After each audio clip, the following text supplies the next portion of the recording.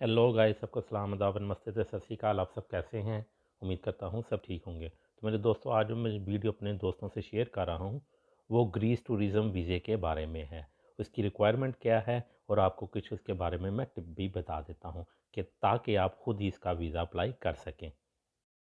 और दोस्तों, जो टूरिज़्म के हवाले से ग्रीस के न्यूज़पेपर और टीवी चैनल पे काफ़ी खबरें आ रही हैं और वो बता रहे हैं कि उनके प्लान क्या हैं। आप इन न्यूज़ को और टीवी रिपोर्ट्स को खुद भी देख सकते हैं, क्योंकि अभी तक उन्होंने सिर्फ 3-4 मुल्कों के वीज़े ही ओपन किए हैं। लेकिन वो इस बात पे भी सोच रहे हैं कि जल्द से जल्द दुनिया के तमाम मुल्कों के लिए वो वीज़े यानी टूरिस्ट वीज़े और विजिटिंग वीज़े ओपन कर दें। और आजकल खबरों में इसका काफ़ी चर्चा हो रहा है, जैसा कि आप टीवी रिपोर्ट या न्यूज़ चैनल खुद भी देख सकते हैं। Μήνας κλειδί για τον ελληνικό τουρισμό είναι ο Απρίλιος. Η επιδημιολογική του πορεία θα κρίνει την κατάσταση το Πάσχα, που είναι το πρώτο μεγάλο crash test για φέτος. Η αρχή αναμένεται να γίνει από τα Βαλκάνια, όπως προανήγγειλε ο Υπουργός Τουρισμού Χάρης Θεοχάρης μετά το ταξίδι του στη Ρουμανία. तो मेरे दोस्तों, ये तमाम खबरें हम सब के लिए ही बड़ी ही गुड न्यूज़ हैं, ताकि वो लोग जो बड़ी देर से टूरिस्ट वीज़ा विजिटिंग वीज़े ओपन होने का इंतज़ार कर रहे हैं वो वीज़ा अप्लाई कर सकें और यूरोप की विज़िट कर सकें।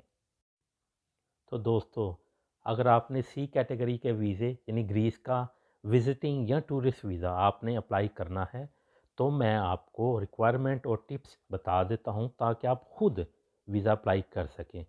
पूरे यूरोप यानी शेंजन वीज़ा की रिक्वायरमेंट एक जैसी हैं और अगर आपको ग्रीस का वीज़ा मिल जाता है तो आप पूरे यूरोप की विज़िट कर सकते हैं। और ये तमाम सी टाइप के वीज़े होते हैं जिनको हम शॉर्ट टर्म के वीज़े कहते हैं। डी कैटेगरी के वीज़े लॉन्ग टर्म के वीज़े होते हैं। मैं आपको विजिटिंग या टूरिस्ट वीज़े की रिक्वायरमेंट और कुछ टिप बता देता हूँ और होप कि आप खुद इसकी ट्राई करें और अपनी प्रोफाइल बनाकर वीज़ा एप्लीकेशन को बेहतर से बेहतर प्रेजेंट करें। तो दोस्तों, वीज़ा अप्लाई करने के लिए जो आपको पहला डॉक्यूमेंट चाहिए वो आपका पासपोर्ट है और ये कम से कम 6 मंथ तक वैलिड होना चाहिए। जब आप वीज़ा अप्लाई करें तो ये 6 माह तक वैलिड हो। इसके बाद मेरे दोस्तों, आपकी फ़ोटो चाहिए। आपकी फ़ोटो बिल्कुल लेटेस्ट और फ़ोटो का साइज़ और इसका बैकग्राउंड उनकी रिक्वायरमेंट के मुताबिक हो। जब आप फ़ोटो बनवाने जाते हैं तो फ़ोटोग्राफ़र्स को पता होता है, जब आप उनको बताते हैं कि आपको वीज़ा अप्लाई करने के लिए फ़ोटो चाहिए और वो इसका साइज़ और इसका एंगल और बैकग्राउंड रिक्वायरमेंट के मुताबिक ही बनाते हैं। आप इसमें भी ज़रूर एहतियात कीजिए कि आपकी फ़ोटो बिल्कुल लेटेस्ट हो, कोई पुरानी फ़ोटो ना हो। इसके बाद मेरे दोस्तों, आपको अपनी फ़्लाइट टिकट्स चाहिए, जो कि आपका ट्रैवल एजेंट यानी ट्रैवल एजेंसी वाले आपको डिमी टिकट्स दे सकते हैं। और ये भी याद रखें कि वो टिकट वन वे ना हो, बल्कि रिटर्न टिकट हो। आप कभी भी ऐसी गलती ना करें कि वन वे टिकट ख़रीद लें और उसको एप्लीकेशन में अटैच करें। आपको हमेशा रिटर्न टिकट्स की बुकिंग ही एप्लीकेशन में अटैच करनी चाहिए। इसके बाद मेरे दोस्तों, आपको अपनी ट्रैवल मेडिकल इंश्योरेंस चाहिए और ये इंश्योरेंस भी आपका जो ट्रैवल एजेंट यानी ट्रैवल एजेंसी वाले आपको बनाकर दे सकते हैं और इसके थोड़े से पैसे वो चार्ज करते हैं। इस बात में आप परेशान ना हों। इसके बाद मेरे दोस्तों, आपको होटल रिज़र्वेशन यानी होटल बुकिंग चाहिए।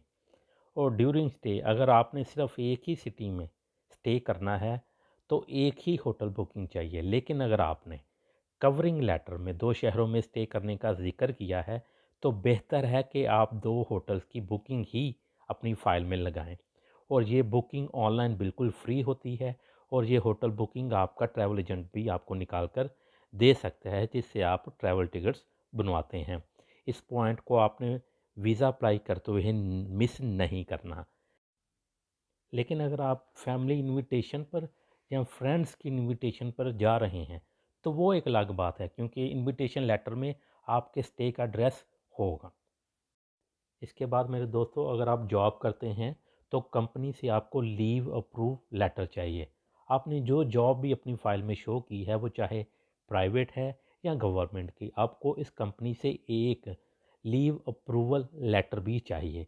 वो कंपनी आपको अपने लेटर पैड पे आपका नाम और आपकी जॉब पोजीशन मेंशन करे और लिख कर दे कि वो कंपनी आपकी छुट्टियां और टूर को मंजूर कर रही है और उन्हें इस बात पे कोई एतराज़ नहीं है और आप टूर से वापस आके दोबारा से अपनी ड्यूटी ज्वाइन करेंगे और इस लेटर पे उनके सिग्नेचर और स्टैम्प ज़रूर हो। आपने इस बात को नहीं भूलना है। और दोस्तों आपको जॉब की 6 मंथ की सैलरी स्लिप भी ज़रूर चाहिए और वो आपकी बैंक स्टेटमेंट से मैच करती हो। वैसे तो 3 सैलरी स्लिप भी चल जाती हैं, मगर आप कोशिश करें कि आपके पास 6 सैलरी स्लिप्स हों। और मेरे दोस्तों अगर आप सेल्फ़ एम्प्लॉयड हैं यानी आपका अपना बिज़नेस है तो आपको अपने बिज़नेस लाइसेंस की कॉपी चाहिए। आपका बिज़नेस रनिंग में हो और नया ना हो, यानी आपका बिज़नेस पुराना चल रहा है। आपके बिज़नेस की 6 मंथ की बैंक स्टेटमेंट भी चाहिए और बिज़नेस के इनकम टैक्स के रिटर्न यानी IRT के पेपर भी चाहिए, वो 1 साल के हों। और अगर आप जॉब भी नहीं करते और सिर्फ़ आपको अपनी प्रॉपर्टी से किराया आता है तो आप अपनी प्रॉपर्टी, इसके टैक्स पेपर और आपको इस प्रॉपर्टी से जो रेंट आता है वो पेपर भी लगा सकते हैं।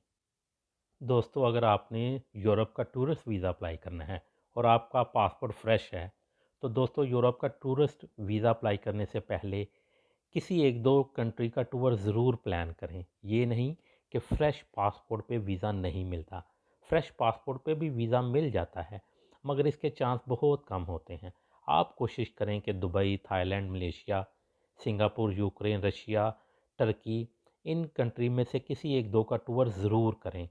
और अगर आप किसी कंट्री का विज़िट कर चुके हैं और उसकी वीज़ा स्टैम्प्स पुराने पासपोर्ट पर है, तो आप वो पासपोर्ट या वीज़ा स्टैम्प की कापियाँ भी अपने वीज़ा एप्लीकेशन में लगा सकते हैं ताकि आपका केस स्ट्रॉन्ग हो। ट्रैवल हिस्ट्री आपके केस को बहुत स्ट्रॉन्ग बनाती है और आपकी जो प्रोफाइल होती है वो काफ़ी स्ट्रॉन्ग हो जाती है। इसके बाद मेरे दोस्तों आपके एसेट्स हैं, अगर आपके नाम कोई प्रॉपर्टी वगैरह है तो उसके पेपर भी आप लगा सकते हैं ताकि आपकी कंट्री टाइज आपकी प्रोफाइल में स्ट्रॉन्ग शो हो। इसके बाद मेरे दोस्तों आपको 6 मंथ की बैंक स्टेटमेंट चाहिए जो आपकी जॉब, सैलरी या बिजनेस से मैच करती हो। आपने एक साथ सारे पैसे लास्ट मूड में अकाउंट में ना डाले हों, बल्कि आपकी बैंक ट्रांजैक्शन आपकी जॉब, सैलरी या बिजनेस से मैच करती हो। मिसाल के तौर पर अगर आपने जॉब सैलरी 50,000 से 1 लाख तक शो की है और बैंक में आपने एक साथ 8 से 10 लाख तक की जो रकम है डिपॉजिट करवा दी और बाद में मंथली ट्रांजैक्शन नहीं है, तो ऐसी गलती आपने बिल्कुल भी नहीं करनी है।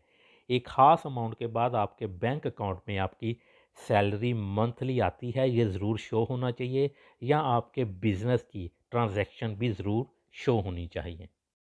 और मेरे दोस्तों जो आपकी बैंक स्टेटमेंट हैं उन पे बैंक मैनेजर के सिग्नेचर ज़रूर होने चाहिए और बैंक की स्टैंप भी ज़रूर होनी चाहिए। इसके बाद आपको वैक्सीनेशन सर्टिफिकेट चाहिए। दोस्तों अगर आपने अभी तक वैक्सीन नहीं लगवाई तो आप अभी से वैक्सीन लगवा लें और इसका सर्टिफिकेट ले लें, क्योंकि यूरोप के लिए इसके सर्टिफिकेट की आपको ज़रूरत होगी। वैसे भी यूरोप अब फ्यूचर के लिए वैक्सीनेटेड पासपोर्ट या डिजिटल ग्रीन सर्टिफिकेट का सोच रहा है, तो लिहाजा आप जल्दी से वैक्सीन लगवा लें और इसका सर्टिफिकेट ले लें।